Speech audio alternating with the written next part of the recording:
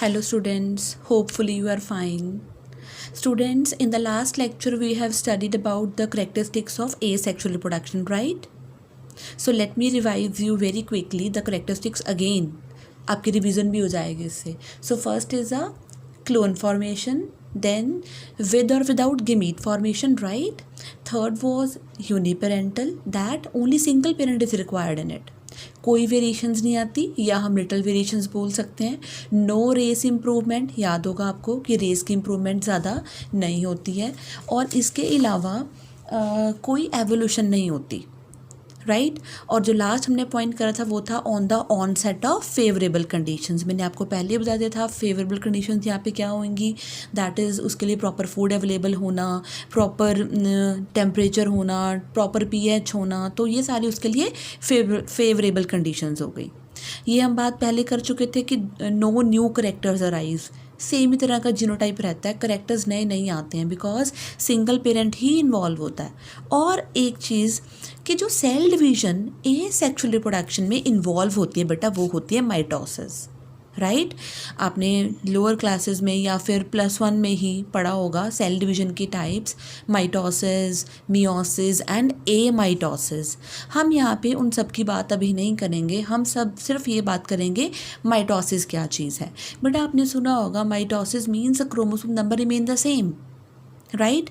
और basically normally cell division के लिए जिसमें क्रोमोसोम नंबर सेम रहता है like that of the parent, कोई वेरिएशन नहीं आती, कोई जेनेटिक रिकॉम्बिनेशन नहीं होती, कोई क्रॉसिंग ओवर नहीं होती, that is mitosis, right. So 2n remains 2n. However it occurs in the primitive type of the organisms. हम बात कर रहे हैं ये अभी एसेक्सुअल रिप्रोडक्शन के लास्ट करेक्टरिस्टिक फीचर की. बट अब प्रिमिटिव टाइप ऑफ ऑर्गेनिज्म मतलब lower organisms like that of bacteria, some protozoans and so on, right. So this was about the characteristics of asexual reproduction. Now student, today we are now starting our next topic, that is the characteristics of sexual reproduction. तो characteristics start करने से पहले ही अगर हम देखें इसकी definition तो क्या होगी. sexual reproduction the name indicates, इसमें sex organs involve होंगे, इसमें gamete की formation होएगी, right. तो definitely it is biparental, right. So first characteristic of the sexual reproduction is that it is biparental. As a name indicates, biparental, दो parents involve होंगे इसमें of opposite sex. One is male and another is female, right. Next is a gamete formation.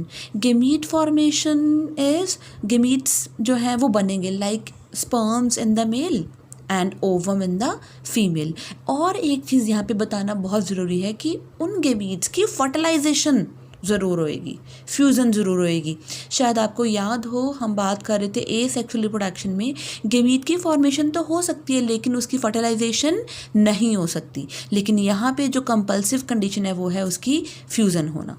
And the cell division involve here is meiosis. We know that meiosis जो है it is basically the one which reduces the chromosome number to half. So if an organism is 2n then the chromosome number is reduced to half, that is n, right. तो इसमें variations भी आएंगी because दो parents involve हैं. कोई नए characters introduce इसमें characters नए इंट्रोड्यूस होंगे, राइट. न्यू करेक्टर्स आएंगे बिकॉज ये सेक्सुअल रिप्रोडक्शन है. स्टूडेंट्स काइंडली नोट, इसमें नए करेक्टर्स आएंगे, right. This is a advance type of reproduction. और ये कब होती है? During unfavourable conditions, right. और एसेक्सुअल कब हो रही थी? During favourable conditions. और इसमें रेस की इम्प्रूवमेंट भी होनी है और एसेक्सुअल में रेस की इम्प्रूवमेंट कोई नहीं हो रही थी. और ये रिलेटिवली एसेक्सुअल से स्लो मोड ऑफ रिप्रोडक्शन होता है. वो कैसा था? रैपिड मोड ऑफ रिप्रोडक्शन था. If I'll say bacteria reproduces asexually, like E. coli bacteria, it reproduces after every 19 minutes. So it's a kind of a rapid mode of reproduction, but this is a kind of slow mode of reproduction, right. So these are the characteristic features of sexual reproduction. तो इसी से ही हमारा cover हो जाएगा question अगर हमें आता है कि difference between sexual and asexual reproduction. Now next let's start in detail. What बेटा, अब हम डिटेल में स्टार्ट करेंगे ए सेक्शुअल रिप्रोडक्शन को स्टडी करना, राइट, डिटेलिंग में अभी। तो ए सेक्शुअल रिप्रोडक्शन के फीचर्स हम पहले से ही पढ़ चुके हैं, लेकिन कुछ इसके बारे में हम और चीज़ें डिस्कस करेंगे। Like it is also known as agamogenesis. Students remember, आपको शायद याद हो पहले भी, A means absence, gamo is gametes, genesis मतलब फॉर्मेशन। गेमीट्स की फॉर्मेशन नहीं होती बेटा, ये जो लिखा है, ये जो बोला जा रहा है कि गेमीट की फॉर्मेशन नहीं होती, इसका मतलब ये है कि हमेशा के लिए ऐसा नहीं है। Exceptions are always there. Biology पढ़े और एक्सेप्शंस ना पढ़े ये कभी नहीं होता। हम इतनी डाइवर्सिटी पढ़ते हैं तो एक्सेप्शंस तो आती ही हैं, राइट। तो गैमीट की फॉर्मेशन हो सकती है लेकिन फ्यूज़न नहीं होनी, वो भी बहुत रेयर केसेस हैं, बहुत ज़्यादा नहीं है। मैक्सिमम तो यही होता है कि गैमीट की फॉर्मेशन नहीं होती, right. It is also known as somatogenic reproduction, because इसमें माइटोसिस इन्वॉल्व होती है ना, तो इसको हम क्या कह देते हैं, somatogenic reproduction. Clear. Now let's start studying next. इसके अंडर ही जो टॉपिक है that is the types of asexual reproduction. Clear. तो हम पहले सिर्फ टाइप्स डिस्कस कर लेते हैं कि हमने कौन कौन सी टाइप्स पढ़नी है, उसके बाद हम इसको एक एक करके डिटेलिंग में पढ़ लेंगे। तो first is fission, fragmentation, budding, gemmae, regeneration and sporulation, right. इन सभी टाइप्स ऑफ एसेक्सुअल रिप्रोडक्शन को हम एक एक करके अब स्टडी करते जाएंगे। Now students, let's start with the first type of asexual reproduction that is fission. But as the name indicates fission, fission मतलब द डिवीजन, splitting basically.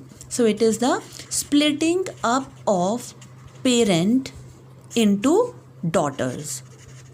तो अगर पेरेंट डॉटर्स में स्प्लिट हो जाता है, इंडिविजुअल में स्प्लिट हो जाता है, that is known as fission. Clear. But remember one thing, fission occur in simple, fission occur in simple unicellular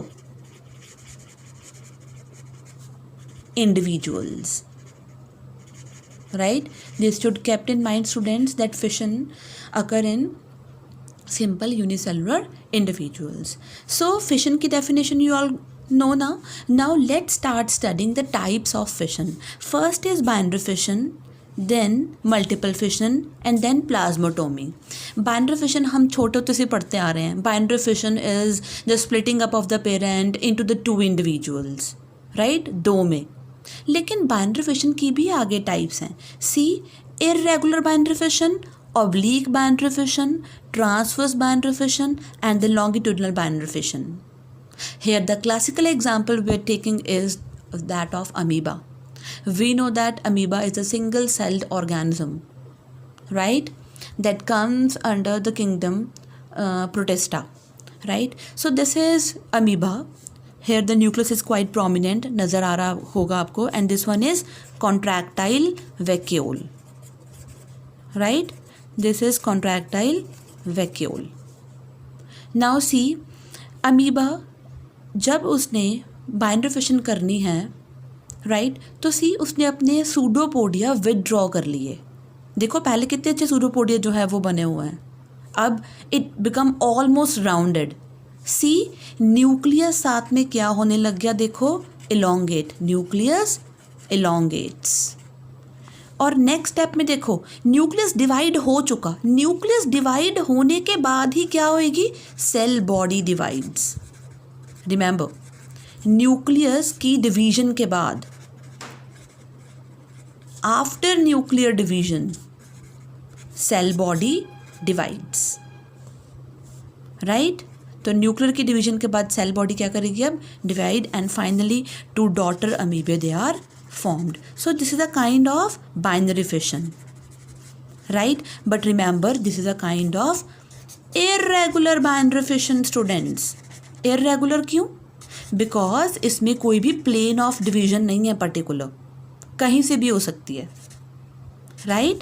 और इसको हम एक और नाम से भी जानते हैं, asymmetrogenic division. asymmetrogenic